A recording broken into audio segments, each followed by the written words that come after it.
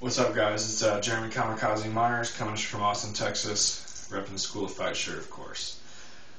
Since we last talked, yes, I moved to Austin from Arcata, California. I moved to Arcata, California for about a month, and then I moved to Austin. One of my sponsors, Tucker Max, hit me up. He's actually a writer. New book comes out Tuesday. I have the cover messed up, but yeah, Hilarity Ensues. Tucker Max, really funny book so far. Like all of his stuff, if you read it. Hit me up and pretty much was like, if you really want to do this, Arcata is probably not the best place to do it, and offered to move me down here. So I think that was on a Wednesday, and I was here on Saturday. Moved here with literally with one bag, and yeah, it's worked out great so far. So really helped me out on that. Is Texas what I thought it would be, and how do I like it? No, it's not what I thought it would be, and I love it. I didn't have a lot of expectations, I guess, really. I just didn't have time to think about it because it happened so quick. But I guess I had kind of the stereotypes in my head of what people think Texas is, and I haven't been all over Texas, but Austin definitely isn't what you would think. It's a college town, UT campus, so it's really cool. Yeah, I love it so far. I love the weather. No snow. Where am I training at now? Hells and Gracie Jiu-Jitsu Academy in Austin. It's pretty much a perfect fit for me. I get my MMA in there. There's some good Thai coaches there. And obviously the Jiu-Jitsu, which if you've ever seen me fight or you know me at all, sort of an area that I need to improve on. Training partners, yeah. Eve Edwards is in there somewhat regularly. I've actually got to work out with him a few times, which is really cool. Because, the first DVD I ever bought of the UFC had him on it. When I was like 16, I had never trained at all. He was already in the UFC, so just to train with him is really cool. Tim Kennedy's in there all the time. I don't work out with him. He's an 85er. And then a lot of the amateurs in there are really good. They're just, these guys are monsters. Trey's a brown belt in Jiu-Jitsu. Travis doesn't even fight MMA, and he's a brown belt and just a really good wrestler for someone who's never wrestled. Jason's got really good hands, really smooth. He's about my level on the ground, so we're really good sparring partners. And then Brett Ewing just moved down here from Ohio, and he's a really good wrestler, obviously, if you know Brett. And once me and him get in a fight camp, and turn it up the heat and stuff when training, I think that me and him's going to end up being a really good partnership down here. What's it like training with elite fighters of that caliber, and do I think it's helping elevate my game? Yeah, I think the best thing about it is that that's what you deal with every day. If you're used to brown belt level jiu-jitsu, then blue belt level jiu-jitsu and whatever you run into in a typical MMA fight isn't really, it's something that, isn't shocking to you, and there's nothing that, a blue belt's going to throw up at me that I don't see on a much higher level every day. Yeah, training with guys like that shows you where you are.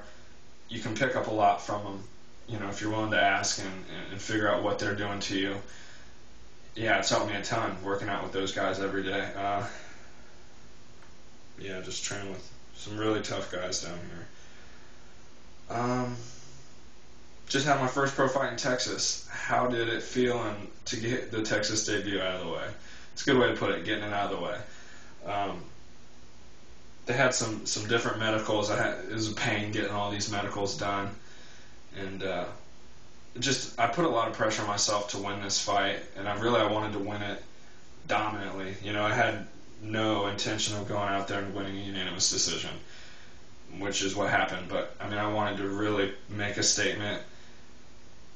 I knew I couldn't lose this fight. I lose that fight, my career is, I don't want to say over, but it's a problem. You can't have a losing record in this sport. I came in 3-3 to that fight, and I really put in a really good camp. I dieted, I trained, every day. It was an awesome camp, and I've always kind of said, if I was able to do that, to train, pretty much full time and eat right and do everything right that I wanted to, that nobody's gonna beat me, and kind of being able to do it, puts a lot of pressure on yourself because you say that, anybody can say that. When you actually do it, it's kind of like a test to yourself. Am I actually that good? If I put this time in, am I going to win? Am I going to get the results I want? So yeah, I felt a little more nervous for this fight than I've ever felt, just because I put a lot of pressure on myself, but got the W. Yeah, it went all right. Not the performance that I wanted, but a win's a win, you know. Let's see what else. Yeah, Randy Villarreal, he came after me. You know, I knew he would. He didn't shock me with that. You know, that's his style. He's an aggressive guy, and if you've ever seen him fight, he's in fights, you know, high-paced fights, and you know he likes to exchange. And yeah, it was just he came out fast, and it wasn't that he shocked me or anything. He caught me early. He caught a kick because we're both southpaws. I threw an outside leg kick. He caught it and tagged me with the left, put me on my back. He didn't drop me. I mean, the punch landed solid for sure, but it was just I was on one foot. You know, he knocked me down, and it was 3-minute rounds. So to get on your back that early was just, I mean, it couldn't have been. There's no worst case scenario. You know, that's exactly why I didn't want to happen. So yeah, he came after me. You know, I give him all the respect in the world. He definitely came after me, but yeah, I was able to weather that little storm. Did the fact that he had 14 pro fights affect me at all? No. He had, if you add up my amateur and pro fights and you add up his amateur and pro fights, he had a few more fights than me, which is a lot. I mean, I have over 20 fights, and so does he. But once you have over 20 fights, once you have over 10 fights, you know, that doesn't matter. I could fight someone 5, 10 fights, 100. It doesn't matter. That didn't really affect me. The way that the event turned out, it was awesome. Element Fighting Championships was one of the smoothest shows I've ever fought for. As a pro, it may be the smoothest show I've ever fought for. I mean, NAAFS was ran really efficiently like that, but I never actually got to fight for them. 1 second. Sorry, I have this interview up on the TV. I just blacked out. Yeah, it went really smooth.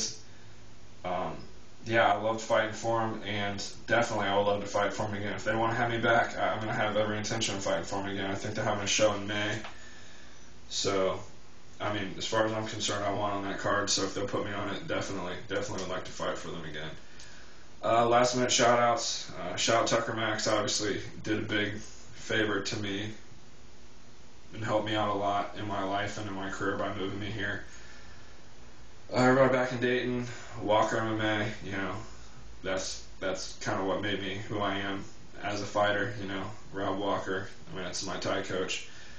Vision MMA, worked out with those guys for a long time, and they got some really good training there. Everybody back home, my mom, my brother, London. I know I'm a stressful guy to deal with as far as trying to manage somebody. So yeah, thanks to everybody who supports me, and I'll talk to you guys after the next win.